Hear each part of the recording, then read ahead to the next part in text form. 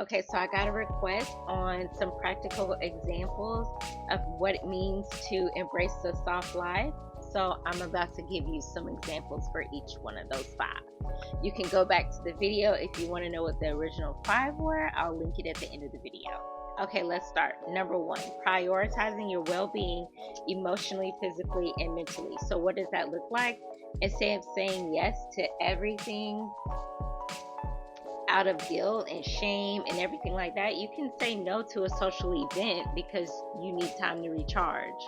Blame it on your energy. You know, I'm checking in with my energy. My energy says, not today, my bed, my couch, my show. I need to do that. Okay, two, letting go of that whole struggle badge and that we be wearing like a badge of honor and embracing ease. What does that look like? So instead of overworking and pushing through and being exhausted, you take a break in the middle of the day.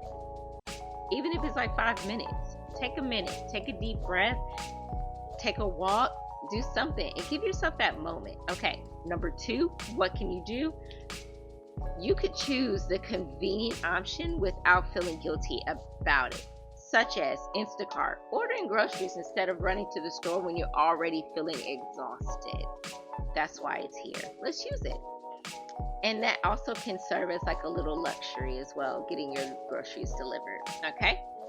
All right, three, setting boundaries unapologetically and giving energy to what actually fuels you. Okay, what does that look like? One, okay, muting notifications from people who drain your energy and stop responding out of obligation.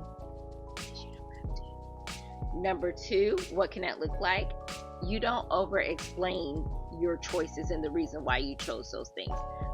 If you're unavailable at that time, you're just unavailable. And without feeling guilty or without needing to justify and over explain why you're not available. Okay?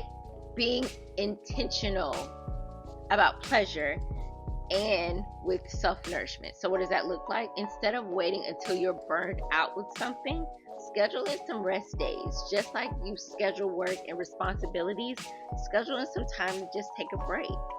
Okay? Also, that can also look like creating a bedtime routine that actually makes you feel excited to go to bed, like maybe lighting a candle, playing some soft music, reading. One thing that I learned in a training was that we set the mood for sleep. So if that means no overhead lights and you're using like dim lighting, lamps, the fairy light, anything like that, using that so that you get yourself ready.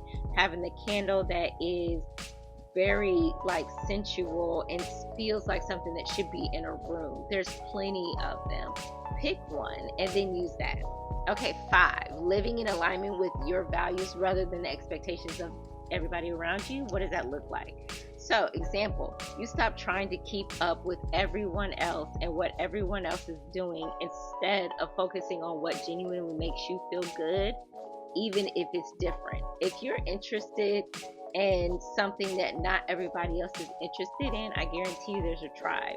So you can go and find that. Eventbrite is good for that as well. It's finding those things. A lot of people go on Facebook and find groups as well. And while we have TikTok, that's available too. Okay, what else can that look like? You let go of the pressure of always having to be productive and allow yourself to do things just because they bring you joy, such as painting, dancing, resting, going on walks, and doing things because you want to do them rather than waiting on everybody else.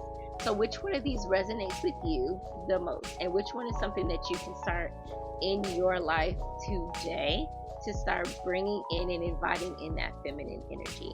Let me know in the comments so we can embrace this ease together. See you in the next video.